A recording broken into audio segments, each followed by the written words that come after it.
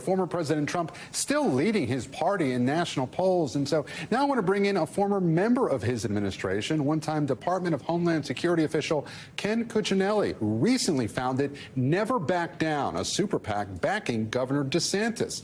Ken, thanks so much for joining Top Story.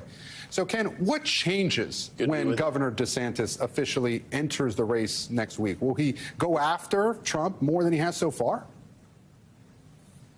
Well, the most obvious thing is, as a candidate, he can turn what he's been describing as a Florida vision into a picture for Americans to understand how that matters in their life, no matter where they live in the United States of America. The principles apply everywhere. His reduction of debt and taxes and the growth of economic opportunity is something that we're seeing destroyed by Joe Biden, and in Florida we're seeing it grow.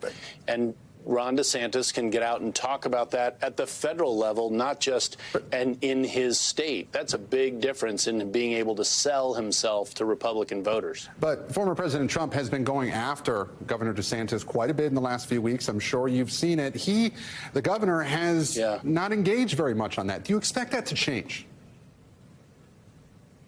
Maybe a little bit, but frankly, it's driving the former president crazy. And, you know, he started in attacking on COVID, which is something the president was in favor of lockdowns for. And Ron DeSantis bucked that trend and proved to everyone that he was right, including Florida voters. That was President Trump's first attack. And they've just continued coming. And they're weak attacks. And when one of the things, as you asked, what will change is I think the governor will be in a much better position, including legally, because he'll be a federal candidate once he gets in the race, to make the case as to why each of these fallacious attacks is really says more about Trump than it does anything bad about DeSantis. And he'll do what he did in COVID. He'll point to the scoreboard and say, let's look at what I've done.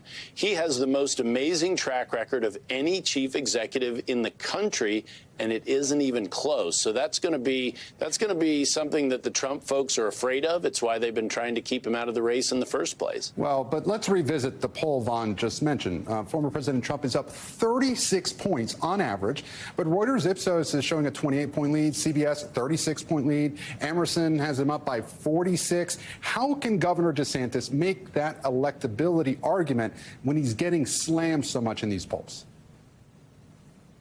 Well, we just saw a poll come out today out of Arizona that showed DeSantis beating Biden in Arizona and Trump losing to Biden in Arizona. So electability is about winning the presidency first and foremost, and DeSantis hasn't been in to make that case. It's all of us who are supportive of him, hoping he gets in, that are doing that, but that is not the same thing. There's no substitute for the candidate themselves. And when you've got somebody like Ron DeSantis, who has gone toe-to-toe with four of the largest media markets in the country for 5 years without really any mistakes, he is well prepared to make that case and to do it well. So, Ken, how does the entrance of Senator Tim Scott change the dynamic of this race? I don't think it changes anything. This is a known quantity coming, and I don't think it's going to make much of a difference. He has a voice. It won't change much from what he's been saying over the years, but I think Senator Scott is well liked, but he's never really had a hard race, and it's kind of hard to understand why he's even in this race. Ron DeSantis is the most favorably viewed chief executive in America today, bar none, either party.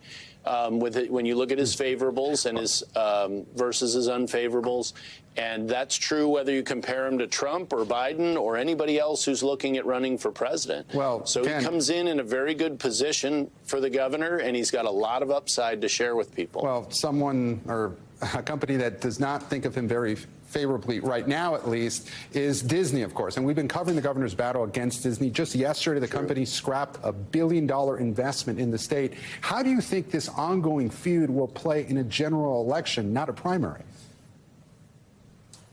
Well, he's got to get through the primary to get to the general election. I think you'll see broad agreement in the general with this governor's lack of you know, he's not committed to any swath of the economy. He's committed to an open economy that offers opportunity for everyone. He's not a corporate sellout. He isn't an establishment person like Trump and some of the others.